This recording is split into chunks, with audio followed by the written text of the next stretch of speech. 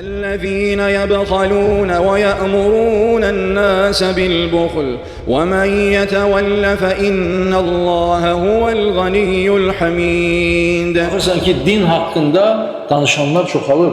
Dinin buyurulduqlarını cahillərdən gərək eşitməyəsən. Düşünün ki, İbrahim aleyhisselam öz oğlunu fəda etdi. Bəzən görürsən dil uzadırlar. Selamun aleyküm.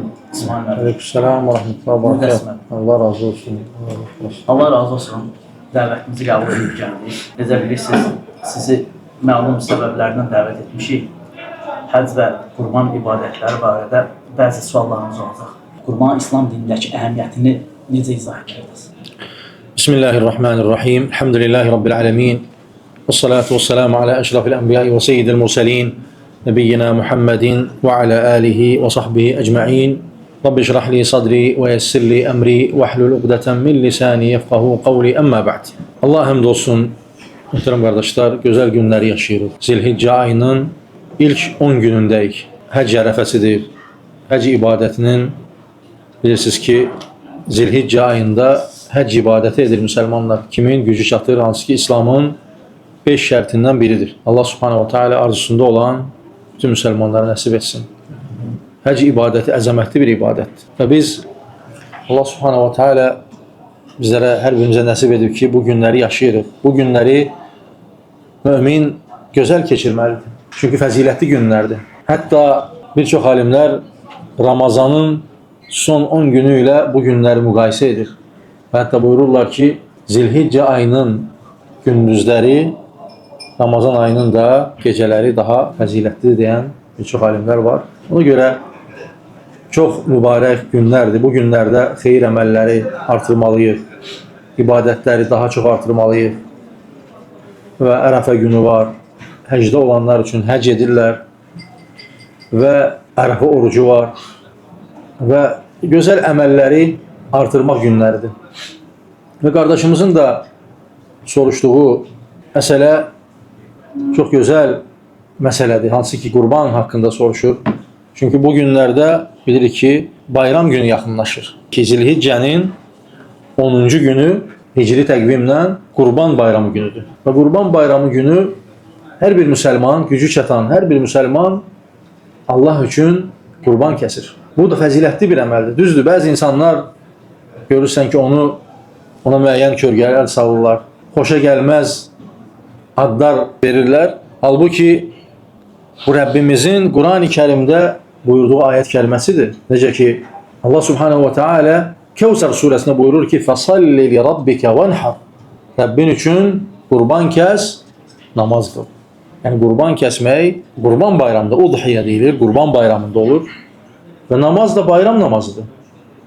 Ona görə Rəbbimizin əmridir. Və buna kölgə salanlar Allahdan bağışlanma istəmədilər. Çünki bu fəzilətli əməldir. Və düşünün ki, Allah Subhanahu wa Ta'ala'nın rizası üçün qurban kəsirsən və ona yaxınlaşırsan. Çünki qurban yaxınlaşmaqdır. Allaha nəyisə fəda etmək Allah üçün və Allaha yaxınlaşmaqdır. Çünki bu gözəl əmələ kölgə salmaq olmaz. Kimin gücü çatırsa onu etməyə deyərdim ki, ən gözəl əməllərdən birisidir. Düşünün ki, ildə bir dəfə hər bir müsəlman, hər bir mömin imkanı çatan bunu etməlidir. Çünki Allaha yaxınlaşdıran əməllərdəndir. Və İbrahim aleyhisselamın sünnətidir. Hansı ki, İsmail aleyhisselam, İbrahim aleyhisselam yuxuda görür ki, İnni ra'aytu fil mənami ənni əzbəhuka. Mən yuxuda gördüm ki, səni kəsirəm. Və oğlu İsmail aleyhisselam da buyurur ki, İf'əl mə tu'mar. Sənə əmr olunanı et. Yəni, ki, Peyğəmbərin də imtihanı idi. Bilirsiniz ki, İbrahim aleyhisselam bu ağır imtihanla imtihan olundu. Və ona səbir etdi və təslim oldu. Və bunu da icra etmək istədi. Və oğlu İsmail aleyhisselam da buna təslim oldu. Və buyurdu ki, ey atam, ya əbəti fəal mə tu'mar. Ey atacan, sənə əmr olunanı et. Allahın əmrini yerinə gətir. Və demədi ki, atamdır, oğuldur və təslimiyyət burada göstərir. Göstərdilər hər ikisi də. Bu da müminin halıdır. Necə ki Allah Resulü sallallahu aleyhi və səlləm buyurur ki, Əcəbən li əmril mümin. Bir müminin halı necə də təəccüblüdür. Fə in asabəthu sərra'ə şəkər Və in əsabət və darra əsabar. Ona bir sevinç baş verərsə şükr edər, ona bir sıxıntı gələrsə səbr edər. Və Peyğəmbərlər də onlar ən ağır imtihanları onlar keçiblər. Və İbrahim aleyhisselam da və həmçinin oğlu İsmail aleyhisselam da bu imtihanı çox gözəl şəkildə keçirlər, təslim olurlar. Tam şəkildə təslim olurlar. Və yüngül bir imtihan deyil. Öz övladını təslim edir. Və son məqamda imtihanı qazanırlar. Allah subhanahu wa ta'ala mükafat olaraq onlara cənnətdən bir qoç göndərir. Və İbrahim aleyhisselam o qoçu kəsir. Və bu da onların imtihanı idi. Onların təslimiyyətini göstərirdi bu əməl. Və ondan belə İbrahim aleyhisselamdan belə sünnət qalıb və qiyamətə qədər də bu davam edəcək. Və necə ki də Rəbbimiz Quran-ı Kərimdə Kəvsər surəsində də buyurduğu kimi فَصَلِّ لِرَبِّكَ وَنْحَرْ Rəbbin üçün namaz qıl, qurban kəs. Ona görə möhtərəm qardaşlar, bu əməli etmək bacarığı olan hər kəs bunu etməsi gözəldir.